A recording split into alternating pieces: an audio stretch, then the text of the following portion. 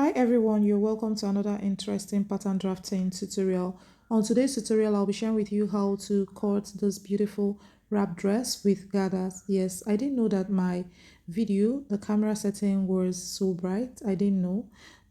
But I believe that you will enjoy it regardless. Just take your time and watch this and you will be happy that you did.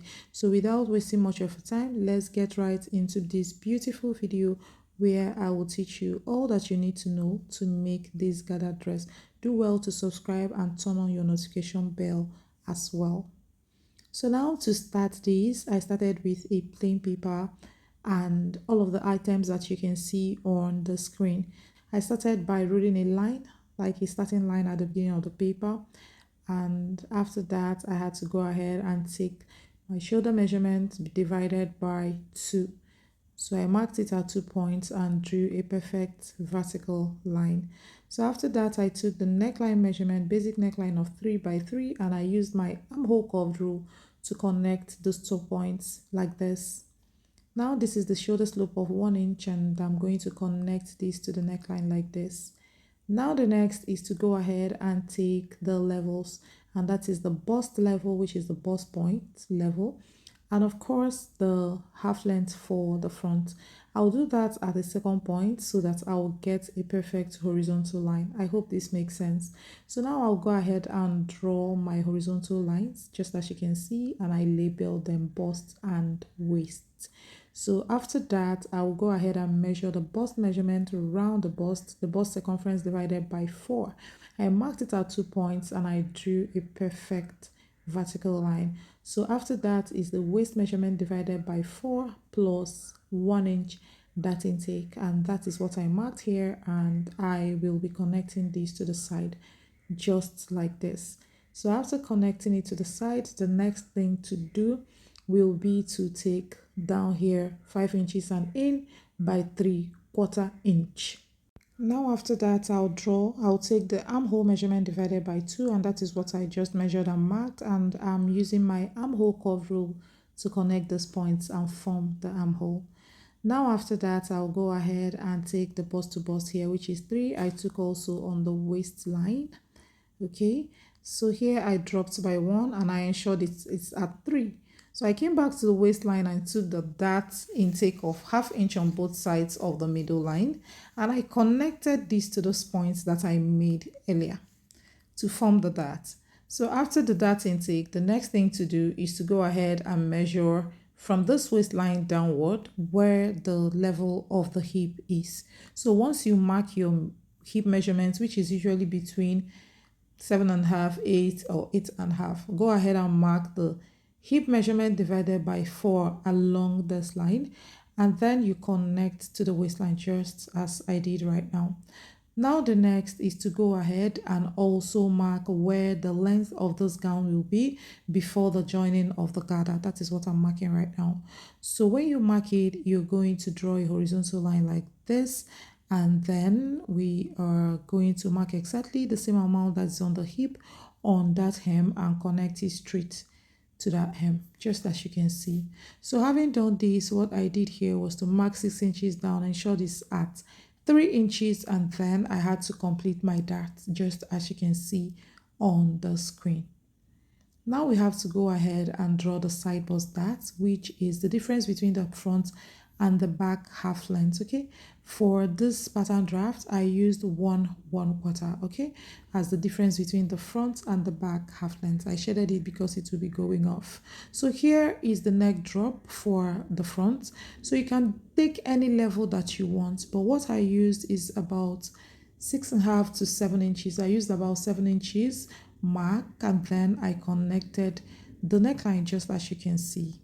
So now I've marked the neckline and we are getting almost done with this part of the tutorial. So what I'll do now is to label it F and turn it over so that I can draft the back pattern. So to draft the back pattern, I rule the same line at the beginning of the paper just as you can see, and I will go ahead and take shoulder measurement divided by 2, and this is what I have, and I had to connect to form a perfect vertical line.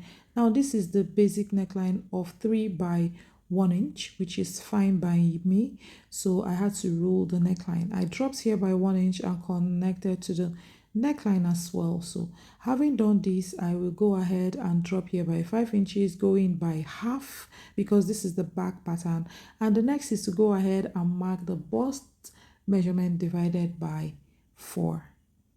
So after that, I ruled my vertical line just like this, and I will go ahead and draw the armhole. Armhole measurement divided by 2, I marked, and then used my armhole curve rule to connect those points. So having done this, I'll measure the back half length. Okay, I'll go ahead and measure the back half length just as you can see, and that is about 14.75 that I used for this tutorial purpose. In front, I used 16 inches. So now this is the back tightening of 1/2 inch, and from there I marked waist measurement divided by 4 plus 1 inch, that intake, and I connected to the side just as you can see in this video. Where I am shedding will be going off at the end of this tutorial. So the next thing to do is to drop here by 7.5 inches to 8.5 inches.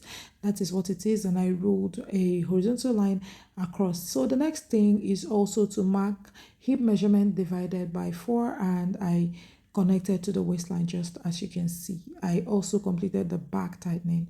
So here is the level that I want it to get to, which is about 4 inches below the hip line, which is the same with the front pattern as well. So I had to mark this hip measurement again at this level, and then I had to take it straight like this. So having done this is what I have. I had to label it back. So now the next is to go ahead and cut out all of the pattern pieces. So that is what I'll go ahead and do just as you can see right here, and then we will proceed to the next step in this pattern drafting. So you can see what I have here. So this is the front and this is the back. I'm going to get new paper to illustrate for you what the front should look like. The back doesn't have problem at all. It is going to be exactly the way it is, okay, just to duplicate it. But for the front, I am going to put wrap on the front. So right now I had to fold this paper into 2 so that I'll get double of the pattern, but you can see that the length of the paper is not up to the length of the top, but then I am going to limit the length to that place. Yes, I'm going to limit the length there, so that, but I know you understand, so that I won't start doing all of that again. So right here I have pinned it down, and I will go ahead and cut it out. So the gather will now be starting about 2 inches below the hip line. That is what this means. Okay, so now after doing all of this, what I have here is the bust level. I'm trying to locate where the bust point is. Feel free to use your specific way to mark where the bust is. So having done that, I used it as a guide to draw this wrap, because I do not want the wrap to pass through the bust. Rather, it will pass through the underbust. So if you watched, you will notice that I marked the underbust and connected this neckline through the underbust to where the wrap is going to be joined with a sort of lacing. So after that, this is what I have, and I had to go ahead and cut out. Notice that the curve of the neckline on the extension, that is the extension that will form the wrap, did not get to the waistline. It's about 2 inches above the waistline, or 2.5 inches above the waistline. That is here. All right, so now I am notching the center front so that I know exactly where the crossing is going to be. So this is the side bust dart. I'm just putting notches where it should be, because if you're cutting on fabric, of course you're going to put your notches to help you stitch up all of those darts and all of that. So this is me trying to mark out the waist dart, just as you can see, and then I had to unpin and then place these two together to see what the outcome looks like. Now this is me trying to draw out the darts. So now I had to place it back together to draw the side bust darts. So I felt that was better, so I had to draw the side bust darts. I used my tracing wheel to carve it out and then draw it out, so that I'll be looking at it, since I want to take that part in to help me form every other part of the dress. So you can see what it looks like This is the wrap, and this is what it looks like. I had to go ahead and pin it down. This white is just making everything to be white. I would have used my marker pen to trace out where the curve of the neckline and extension and all of that ended. You can as well extend your wrap more than this, okay? But I feel this is just perfect. So I had to take in the side bust dart so that it will rhyme with the back. Yeah, so that it will rhyme with the back. I had to take it in and then go ahead to tape it down. So also note that you will be taking in this waist dart, but I will not be doing it here. But the marking is there because yes, there will be a waist dart. But if you do not want the waist dart, you can take out the dart from the sides of the pattern, okay?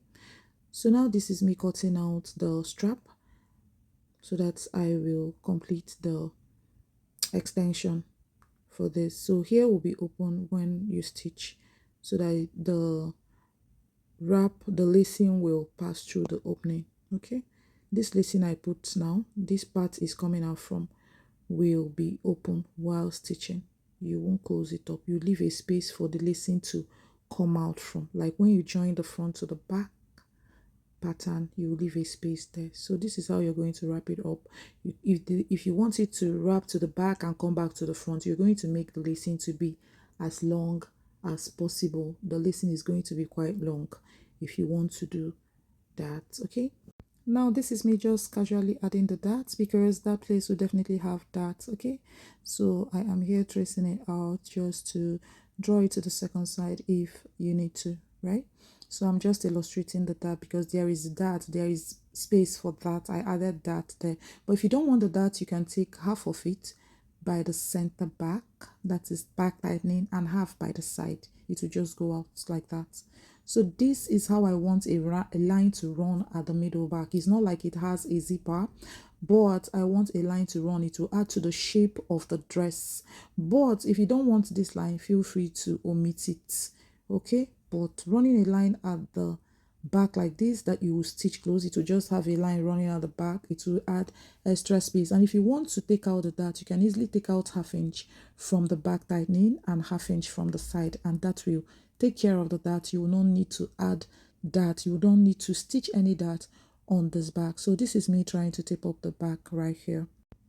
So now the next is just to go ahead and place the front on top of the back and then try to match it up just as you can see.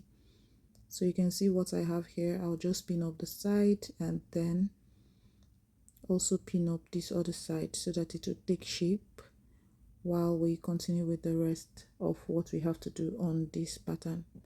So this is how you're going to stitch it close by the side. And somehow I noticed that I trimmed the back so much. I think it's way shorter than the front now.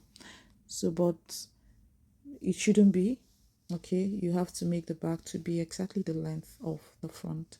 I trimmed the back in a hurry. I'm supposed to place the front on neat then before, cutting it out. So I think I cut out 1 inch more than I should. Yeah.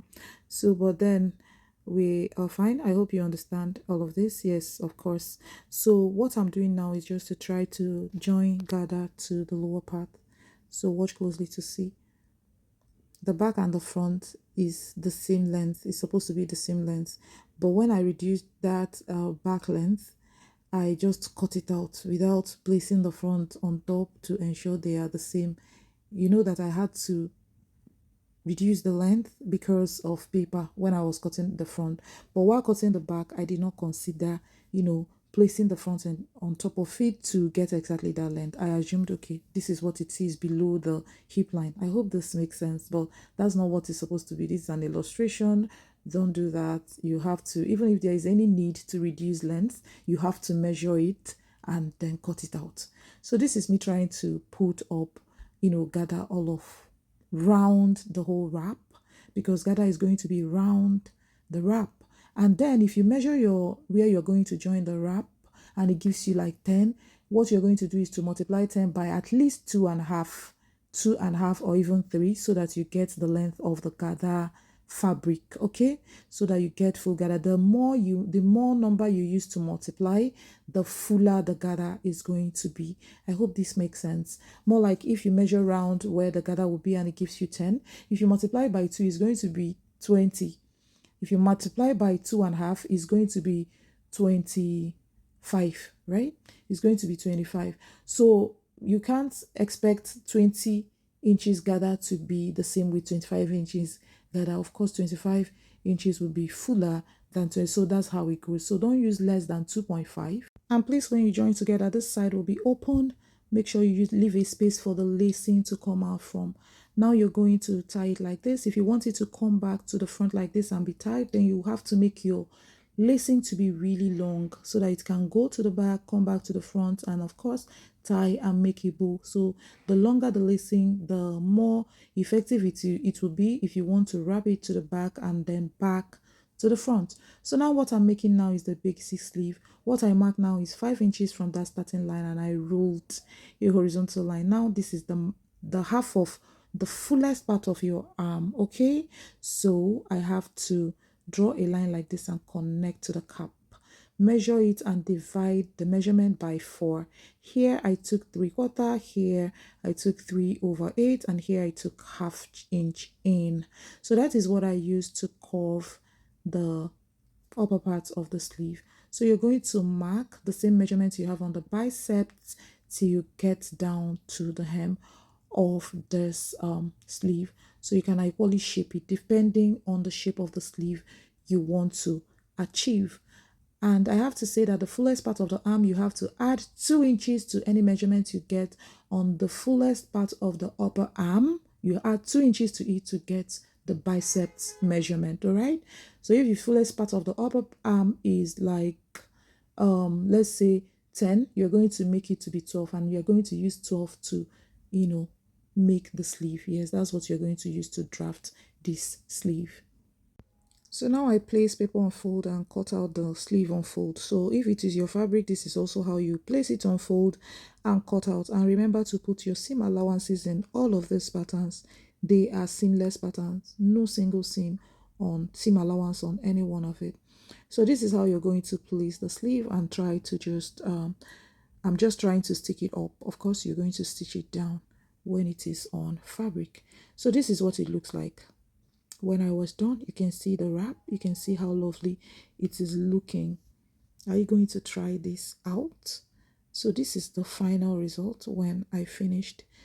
Now you can lace this up to the back. If you want it to get to the front, as I said earlier, you are going to make the lacing to be very long so that it can get to the back and then come back to the front, okay?